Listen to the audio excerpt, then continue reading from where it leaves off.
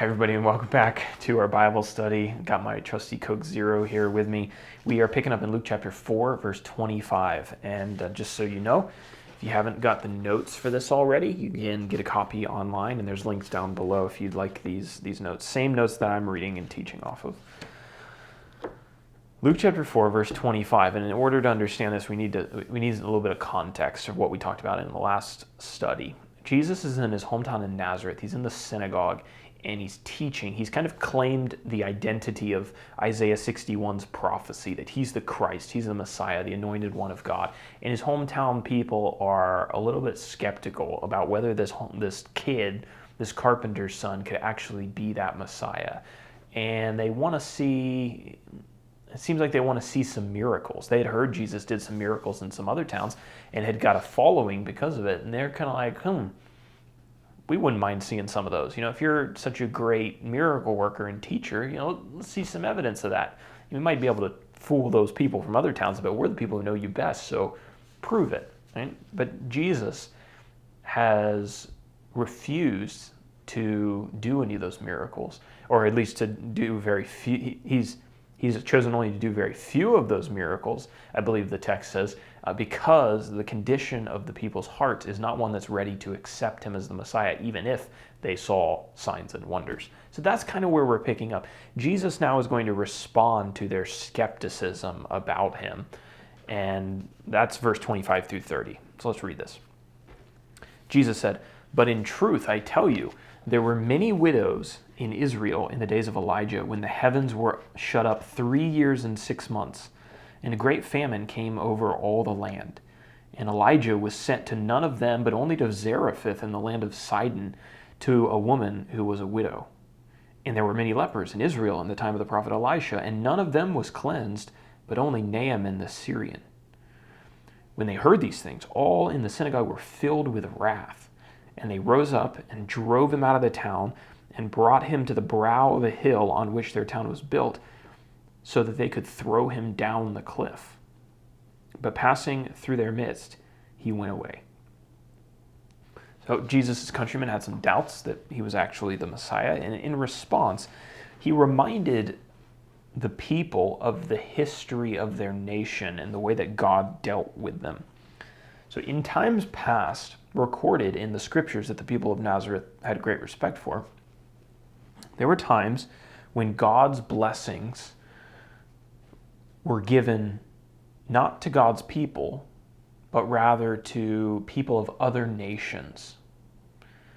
And this had a lot to do with the faithfulness of God's people, the Jews. There were times when God's blessings were given to others instead of to God's people. Jesus gives two examples of this in the text. The first one was during a time of famine in Israel. There was a period of 3 years where God stopped it from raining, and because of it there was a famine. You can read about that in 1 Kings chapter 17. But God sent the prophet Elijah to care for a woman during those days, a widow woman. She was a Gentile, right? So not a Jew, not one of God's people. She's a Gentile. God sends his prophet to her. Interesting. Now, during that time of famine, certainly there were probably many, many Jewish widows who God could have sent the prophet to for their benefit, but he chose not to do that. He chose to send the prophet to Zarephath to care for this woman. So this woman becomes the recipient of God's blessing, even though she's not one of God's people. Now, the second example that Jesus mentions here comes from 2 Kings chapter 5. God used his prophet Elisha to heal a man with leprosy. And again, throughout Israel's history, there were plenty of Jewish people who had leprosy, but at this time period, God didn't send his prophet to those Jewish people afflicted, but rather to a Gentile man. He was actually a Syrian army captain named Naaman. And leprosy, if you're not familiar with that, is a bacterial disease. It's more commonly known as Hansen's disease today. And it was basically a fatal condition, like a slow fatal condition back in those days, and there was no cure for it. There actually is today. That was a terrible diagnosis, and here we see God sending his prophet to a Gentile to heal. So when God's people were not faithful, God had no problem sharing his mercies with others. What is the point of Jesus bringing up those two examples? It might take a second. I know it took me a second. Like, hold on a second. What's Jesus trying to say here? I think what he's trying to say is that when Jesus' people, the people of Nazareth, the people of his hometown, when they were unwilling to believe, when they were unfaithful, God decided to share his mercies and his wonderful works with others. You remember, they wanted to see those miracles, but Jesus says, nope, because of your unbelief, I'm not going to do those miracles here. Jesus wasn't performing miracles just to show off his power. Jesus performed miracles to confirm that he was from heaven and that the words that he spoke were also from heaven and had divine authority behind them. There was no point in presenting that miraculous power to people who were already closed off to Jesus because they thought that he was just a hometown kid and could never occupy the role of the Messiah or could be the Christ. Right? So there's no point in doing those miracles. So Jesus says, fine, I'm not going to do those here. God's mercies and his power will be shown to others who are not of my hometown, not of my people. When the Nazarenes heard this, they connected the idea seemingly really quickly, because it says that they were furious at him. What does the actual verse say? They were filled with, all in the synagogue were filled with wrath. He was basically telling them that the condition of their hearts didn't merit him showing those signs that he had shown in some of the other towns. You can imagine how this would be received. Imagine if you said something like this to your hometown friends or your family, maybe even some relatives in this crowd as well. How would they respond? Maybe you go off and you make a name for yourself and you come back to your town and you start insulting the people of your town, right? How does that usually go across? Well, usually it's like, people are like, who is this kid? We raised this kid and now he went off, got a few followers, now he has a giant head, and who is he to tell us that the condition of our hearts is wrong? Wouldn't have been received very well.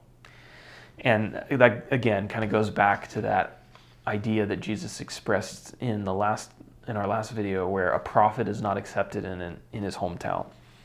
And it was such an outrage from the people that the people took him up on this hill that the town was kind of situated on, and they were going to throw him off and kill him because they were so mad at him. But the text says that Jesus, passing through their midst, he went away. So this seems like it was, well, almost certainly this was a miraculous escape, that Jesus passes through this crowd in some kind of supernatural way in order to escape. I don't know how he would have escaped otherwise, because it sounds like there were quite a few people who were ready to toss him off the cliff. So he makes this miraculous escape. And I think there is an application here for sure, and that is that it's hard sometimes to speak truths to people, hard truths to people. It's especially hard sometimes when it's the people that you know the best and the people that know you the best.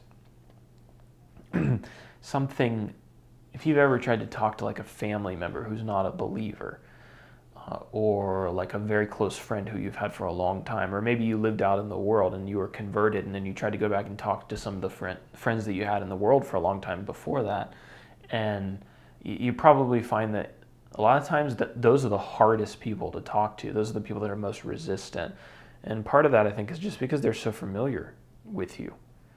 So if that is your situation, know that Jesus experienced the same thing.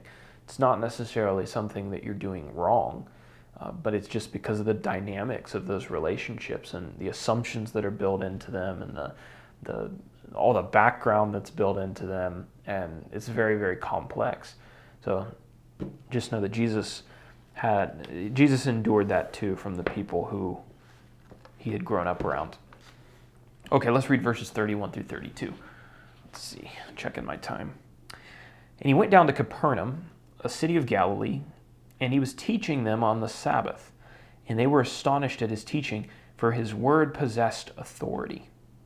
So after escaping down this hill, he then goes to Capernaum. Capernaum, as you'll see on the map, if you have the notes, is on the northwest side of the Sea of Galilee, and this is really going to be kind of Jesus' home base for his entire ministry.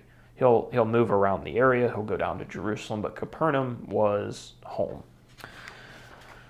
Matthew chapter 4, verse 13 tells us that Jesus moved to Capernaum after he heard that Herod threw John the Baptist in prison. It's not mentioned here in Luke that I'm aware of, but Matthew clarifies that for us.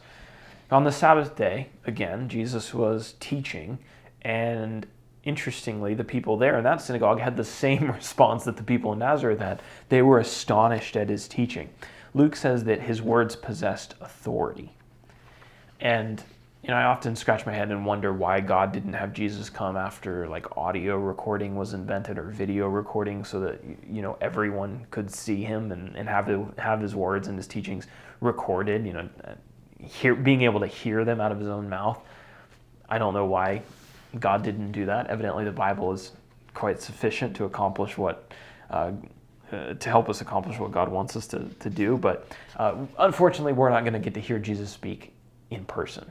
But the people of Capernaum and people of Galilee did, which would have been just a special privilege that very few people on earth ever got to experience. I mean, a minuscule percentage.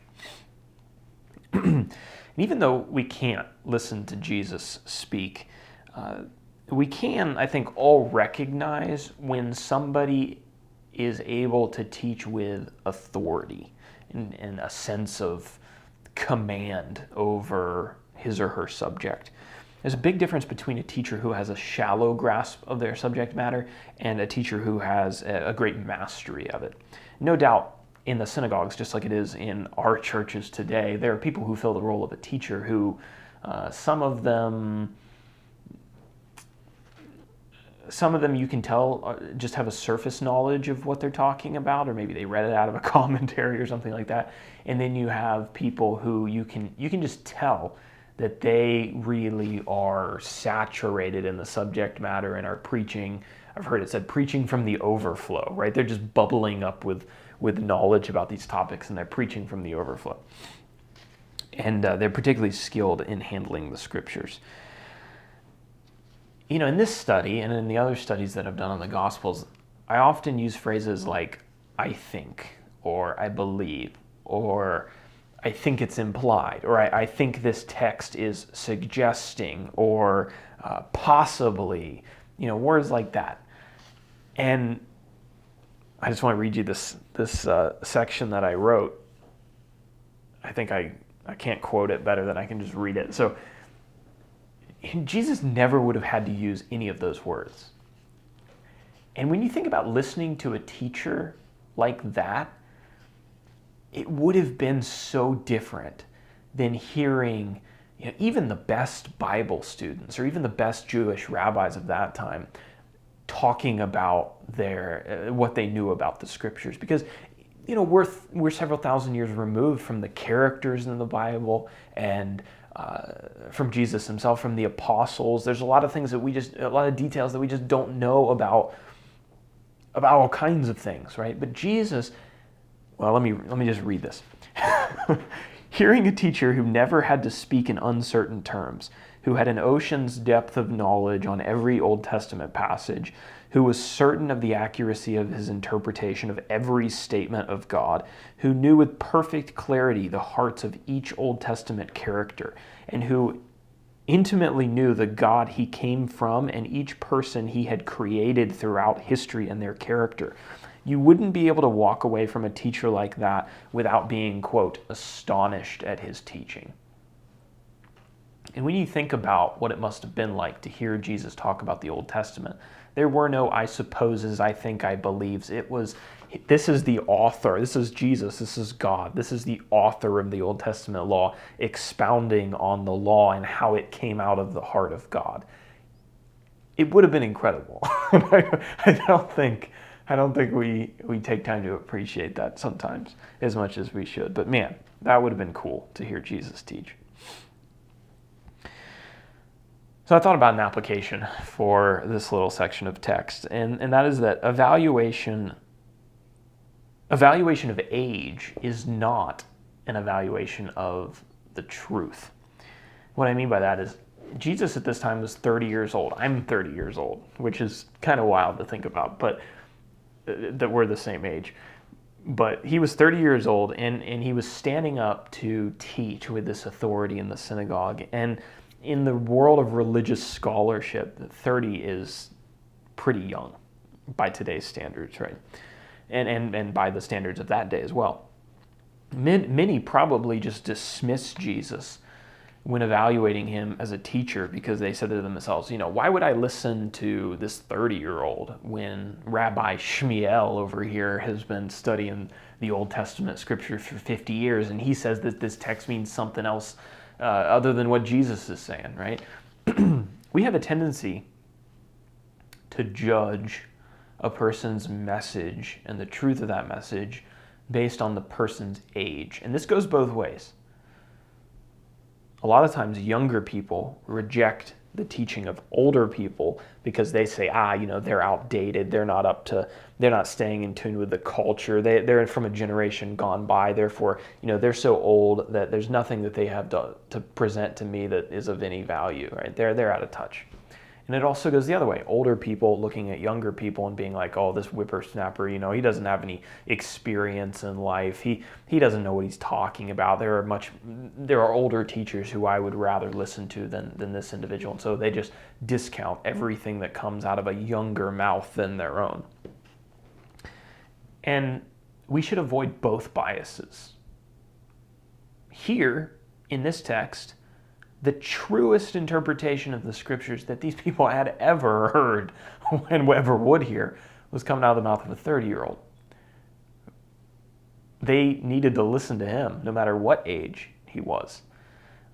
And we should be willing to do the same. We need to evaluate the truth of somebody's message rather than evaluating the teacher and his or her qualities in evaluating whether or not it's even something that we should be listening to, right? Truth can come from all kinds of different sources.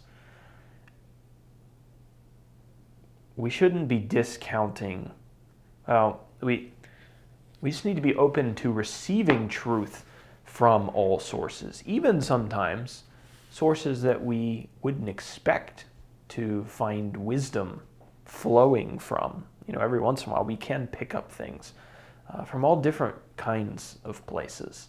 And we just need to be prepared for that and be open to that. And I think that's just in part humility, being able to say that wherever I am in life, everything that God has put into the world and all these influences that he providentially has playing into my life, they could have something to teach me. And so I'm going to have the humility to find truth wherever it appears and to apply it into my life. It's a proud heart that says, oh, I'm only going to accept truth from areas areas or people that I respect. Right? So, truth is truth, no matter where it comes from, and ideas should be evaluated on their claims, not on the age of the presenter. That's the application that I'll leave you with today. And we'll pick up in verse 33 for our next study. I toast you with Coke Zero as I depart today. All right, see ya.